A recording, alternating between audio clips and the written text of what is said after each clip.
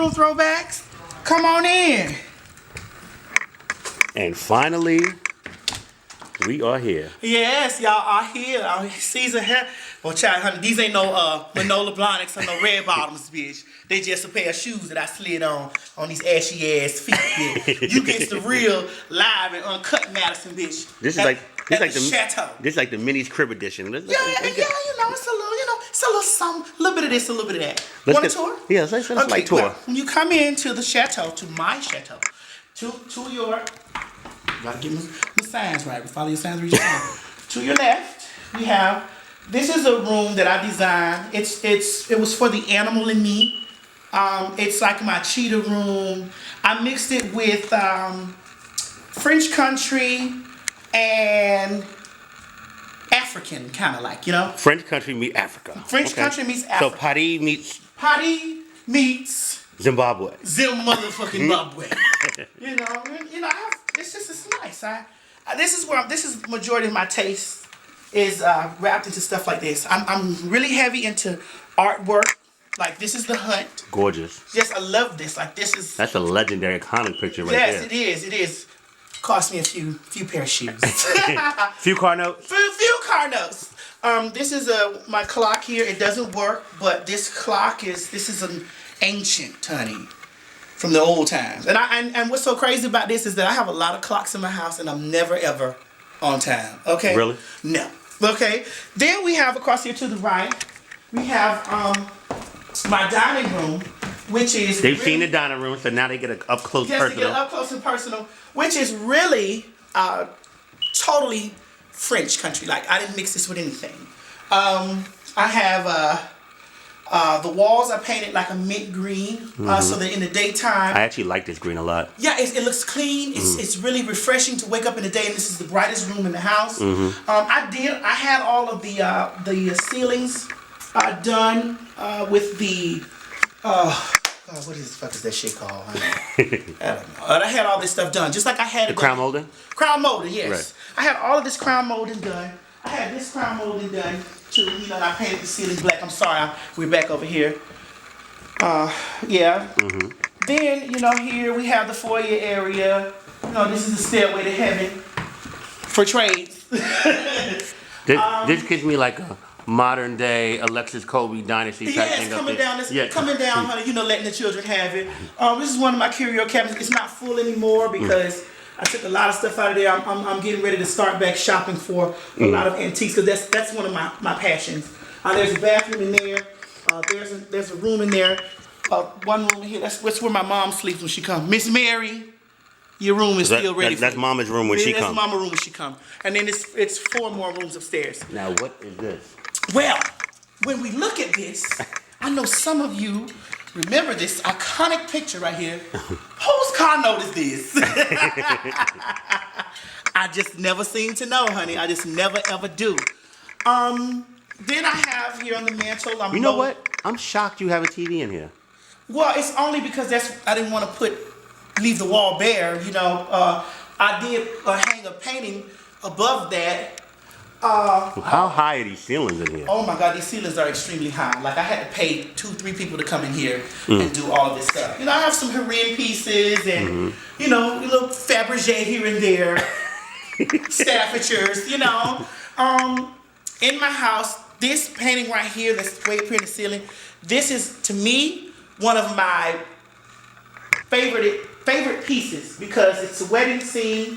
It looks like it might be. What would you say, 16th or 18th century? Probably 16th or maybe 18th. I don't know. Yeah, but it's French. Is it French or English? You love French, I guess. Well, I like the culture of French and English because they were so grand. It was so regal.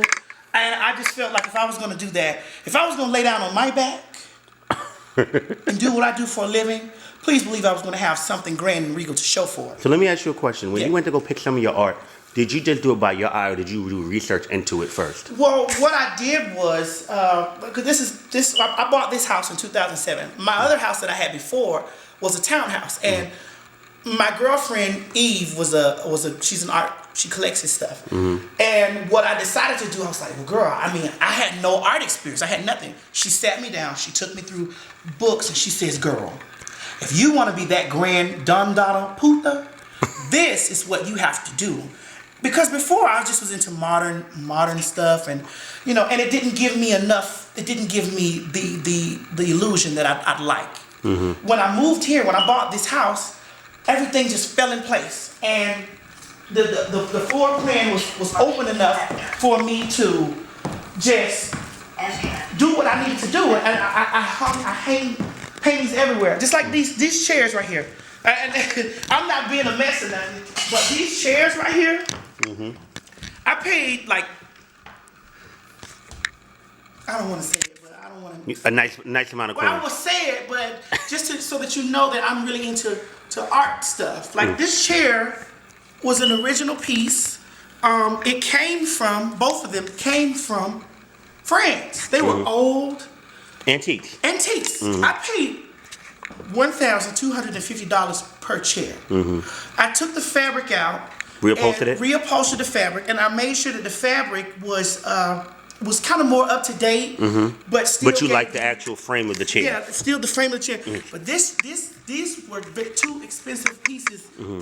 that I was like, wow, I couldn't even believe that I bought it. But what I started to do when I started collecting art and I started to collect paintings and things like that, I started to understand the value of stuff. I started to say, okay, well, shoes and clothes, they go out with seasons. Mm-hmm. This stuff is some pieces like a Chanel bag. It's a collector, right? It's collector's item and stuff like that. But this type of stuff holds more value than clothing and stuff like that. And I never knew if I was going to ever fall on bad times again. And I needed something that I can go to someone and say, hey, I paid $6,000 for this. Can I get at least $2,500? Like, you know what I'm saying? May I ask you, when you first started, like when you said you paid $1,250 for the chair, did you ever be mad at yourself, like, why am I spending this much money on a chair? Like, kind of beat yourself up thinking, like, this is you know what I mean? Like, okay, even though you may have been making money and making a substantial amount, like, should I be spending this much money on this? At one point, I used to get that type of feedback from my family and friends. Mm-hmm. But as I stated before, I used to try to explain to them, like, I think that you have to have some type of security in your life.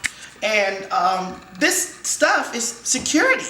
I mean, I've been in antique stores and people have been consigning things, and it's been like I've been in there like, bitch, I'm not gonna pay no motherfucking $1,000 for this goddamn dog or what. I'm not gonna do that. But that just lets me know that the value, it still retains its value. And if I ever was to fall on hard times, that this was an investment. It wasn't just like a. Got you. It wasn't just like me just doing it one time. And like all of this stuff, I never have to buy this stuff again. Like this furniture, even when I buy a bigger house, can go with me, and I can fill up rooms in another house. And add on. Yeah. And add to the collection. I mean, my house is a big house, and I'm not being a braggart, but God has really blessed me immensely.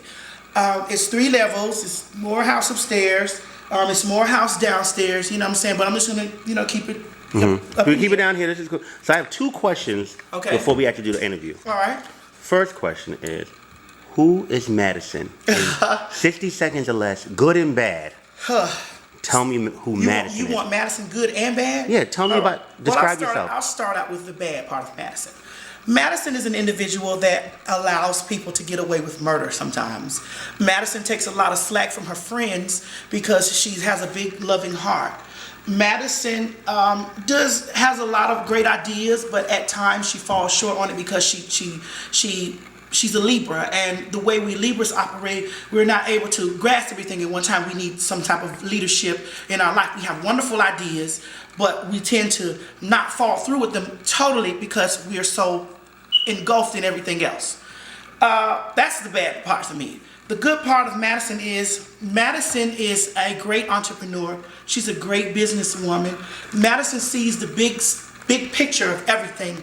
I evaluate the world from both sides, from the oppressed and the oppressor. That's Madison right there. Okay. And that's the Madison we about to get ready to get to know. Last question before I go to the interview. Okay. Is it on? Oh, honey, it's always on, baby. Because if it's not, I get it put on. Because, honey, when they're looking, I just never seem to know.